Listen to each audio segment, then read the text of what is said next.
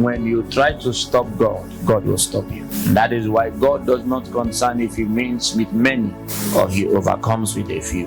When you feel too big to carry out the assignment that God has given to you, you also become too big to be a carrier of his blessings. When God makes a man rich, he will not take away the riches, but he will do something. He will allow the devil to afflict you and inflict you with problems and challenges. And before you know it, the whole thing you have gathered, you felt was your own. God will remind you that it is he who teaches thee to make wealth. And so when God had in his mind that he wanted to build for himself a sanctuary, he decided that he was going to form 12 tribes out of the 12 sons of Jacob, and he was going to raise responsibilities out of those 12 tribes and ask them to begin to go for the research work of building him a sanctuary. Now, if you had looked at the passages critically in your department, you would have discovered that God was not interested in collecting anyhow offering. He was specific of what he wants to do.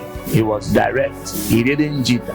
He let us know that this is what I want. Then he said to Moses, don't collect any offering. So someone don't go and bring rag and say it's my offering. No, God expects quality in his house, because where he is coming from, the streets are made with gold. So God does not inhabit in thatched houses. That is why he fought so hard to change the narration that we are as poor as church rats.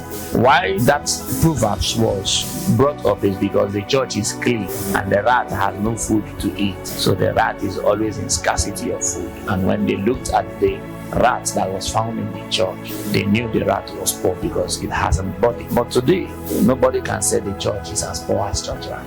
Believers today are building universities because the nature of God is to do big things. When this formation was instituted, the next thing God did was to raise generals.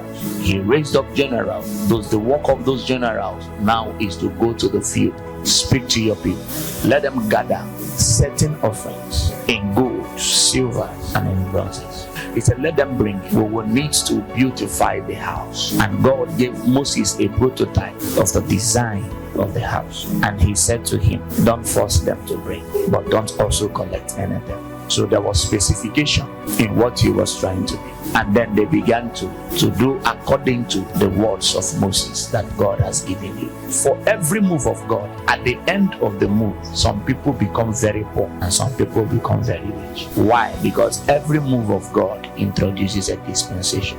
We've had two revivals. Those two revivals instituted a dispensation.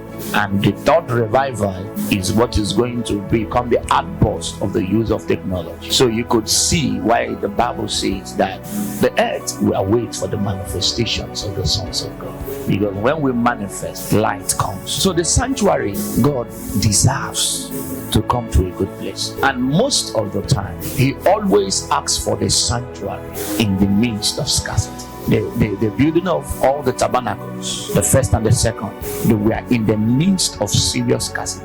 They have just left Egypt. They crossed the Red Sea. The moment they hit the wilderness, there was a need. They were just coming out from slavery, just like we are just coming out from COVID-19 pandemic. And God is asking to build me a sanctuary so that I can live with you. But there is always one problem. The Navy man's thinking that it is business.